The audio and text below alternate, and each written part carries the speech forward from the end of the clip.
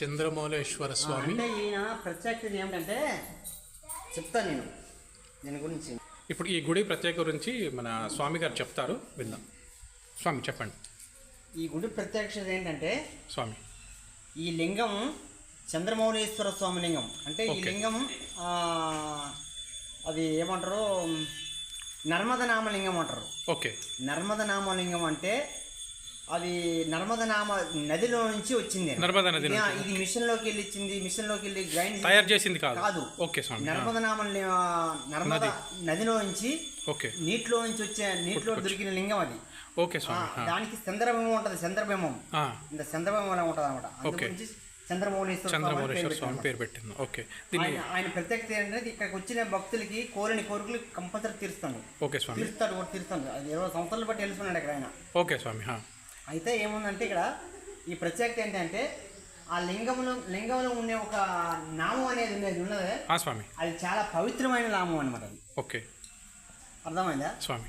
అయితే దీని ప్రత్యేకత ఏంటంటే కోరిన కోరికలు తీర్చే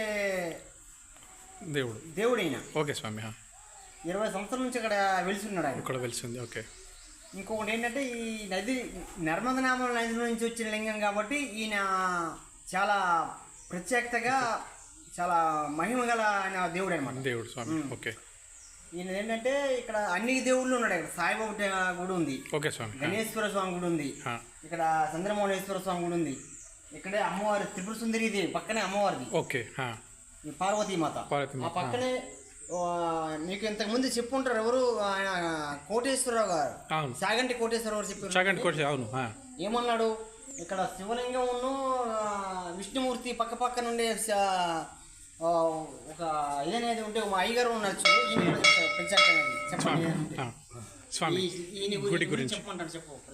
చంద్రమౌళీశ్వర స్వామి దేవాలయం. స్వామి చంద్రమౌళీశ్వరుడు, చంద్రుడు మౌళి కొప్పులో ఉన్నాడు కాబట్టి ఓకే.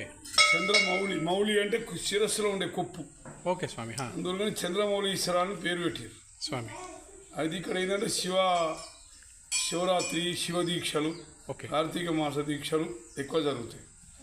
ఇక్కడ కోరిన కోరికలు నెరవేరుతాయని స్వామి చాలా మంది భక్తులు ఇక్కడికి వస్తుంటారు. శివరాత్రి శివ విష్ణువు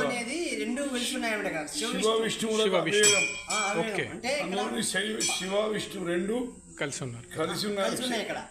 ఒకప్పుడు శివ విష్ణు విభేదం ఉండేది. ఓకే. దాన్ని శంకరాచార్యులు, ఆది శంకరాచార్యులు వారి జయంతి ఆయన ఒకటే శివుడు విష్ణు రెండు సమానమే అని అద్వైత సిద్ధాంతం పెట్టి స్వామి అదే ప్రతిపాదనలో శివకేశవులకు భేదం లేదు అనేటువంటి దృష్టితోటి ఈ శివాలయం లోపల రామాలయం, మిగతా దేవుళ్ళు శివుడు అన్ని నిర్మాణం చేశారు అన్నట్టు. ఓకే.